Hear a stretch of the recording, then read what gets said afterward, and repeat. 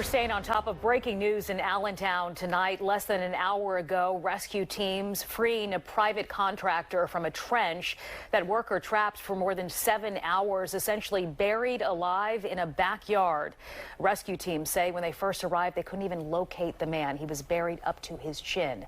I'm Sheba Russell. I'm Jason Martinez. That made the effort even more delicate and difficult for crews out there. An all-out effort in the Lehigh Valley. Shawnette Wilson, you've been at the scene almost the entire rescue effort there in Allentown, and now probably a sigh of relief for a lot of people. Huge sigh of relief, Jason and Sheba. The best possible ending we all could have hoped and prayed for. 2 private contractors rescued here tonight, the most recent at 10:18. Let's take a listen to the crowd's cheers as he was rescued.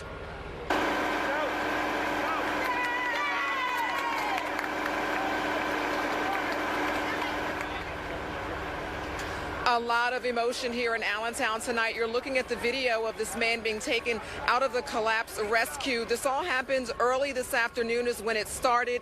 2 private contractors, as we mentioned, were doing plumbing work in a backyard at Gordon and North Fulton Street in Allentown when the area they were digging collapsed. Now, the first man was able to get out when crews lowered a ladder. The other, as we've been telling you all night, was buried up to his chin. Rescue crews pumped in heat. They used IV to give him food at some point and did most digging by hand and shovels, telling us that they were concerned that using equipment could hurt him. They were finally able to dig, clearing down to his ankles. We talked to rescue crews right after the man was freed and off to the hospital to be checked out. We were actually very fortunate with the soil. It was fairly stable. The way it collapsed, we had multiple void spaces around his body, which did make the conditions for him a lot better. We have good access all around 4 sides of the trench, so we were able to warm him, get him the medical care from the team doctors as well as the team paramedics, and then all the rescue personnel. All right, and here's a live look at the scene again where this all happened. Just ended again at 10:18 tonight. The fire department is pulling out here, but crews remain here on scene. Crews from all different areas to try to secure this location for the remainder of the night. And of course, again, Jason and Sheba, we've been saying the best possible ending.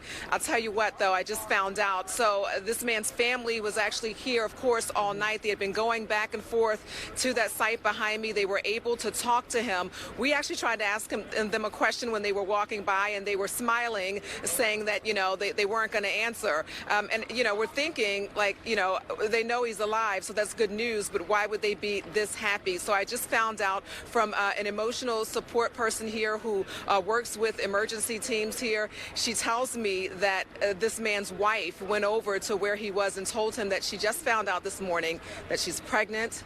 They are expecting a child. Oh my goodness, wow. I was about to start crying there. Yeah, isn't that awesome? I'm thinking like, oh my gosh, she's telling me this and I gotta go on TV at 11 o'clock. But yeah, they said that she just found out and she went over there and told him. This is why he's actually still buried. He wasn't even rescued yet.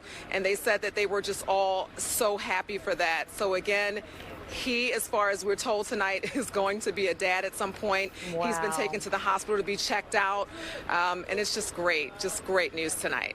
That is a reason to fight, to survive, and to make it out of that trench tonight. And a happy ending just turned happier.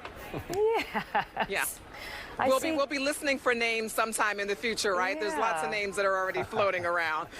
I see a follow-up story definitely in the future. Shawnette, thank you.